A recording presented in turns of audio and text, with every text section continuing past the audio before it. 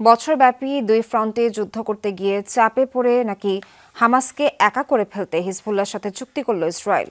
লেবাননে যুদ্ধবিরতিতে সমঝোতার পর উঠছে এমন প্রশ্ন। হিজবুল্লাহকে দুর্বল করে দেওয়ার লক্ষ্যে সফল হওয়াকে দোহাই হিসেবে দেখাচ্ছে তেল আবিব। চুক্তি অনুযায়ী হিজবুল্লাহ নিয়ন্ত্রিত দক্ষিণাঞ্চলে মোতায়েন করতে হবে লেবানিজ সেনাবাহিনীকে।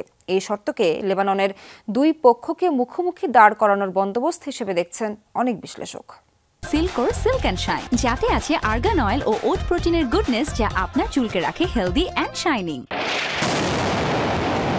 গত বছর অক্টোবরে গাজায় ইসরায়েলের আগ্রাসন শুরুর পরপরই প্রতিবাদে রুখে দাঁড়ায় হিজবুল্লাহ। হামাসের সাথে একাত্মতা জানিয়ে 1 বছরের বেশি সময় ধরে ইসরায়েলি টার্গেটে হামলা চালিয়ে গেছে তারা। নেতানিয়াহু বাহিনী তেল আবিবে স্থল অভিযান শুরুর পরও পদাতিক সেনাদের বিরুদ্ধে লড়ে গেছে হিজবুল্লাহর সশস্ত্র যোদ্ধারা। হিজবুল্লাহর সাথে ইসরায়েলের যুদ্ধবিরতি চুক্তির পেছনের কারণ নিয়ে চলছে নানা বিশ্লেষণ।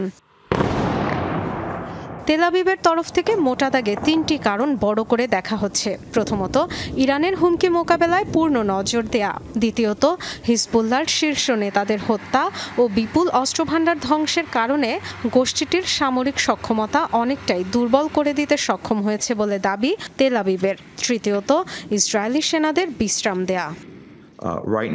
মাসের পর মাস আলোচনা হয়েছে। এর মধ্যে ইসরায়েলের তরফে বড় সাফল্য হলো হিজবুল্লাহর সামরিক সক্ষমতা ও নেতৃত্ব ধ্বংস। তাদের হয়তো সমঝোতা ছাড়া আর উপায় ছিল না। ইসরায়েলও কৌশলগতভাবে অনিশ্চয়তায় ছিল। গাজায় এত ধ্বংসযজ্ঞের পরও জিম্মিদের উদ্ধার করতে পারেনি। আন্তর্জাতিক মহলেও নিন্দা সমালোচনার শিকার।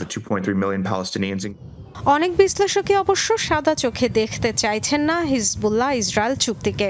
অনেকেই বলছেন হিজবুল্লাহকে যুদ্ধের বাইরে নিয়ে যাওয়ার আরেক অর্থ হতে পারে ইরানের প্রতিরোধ বলয়ে হামাসকে একা করে ফেলা।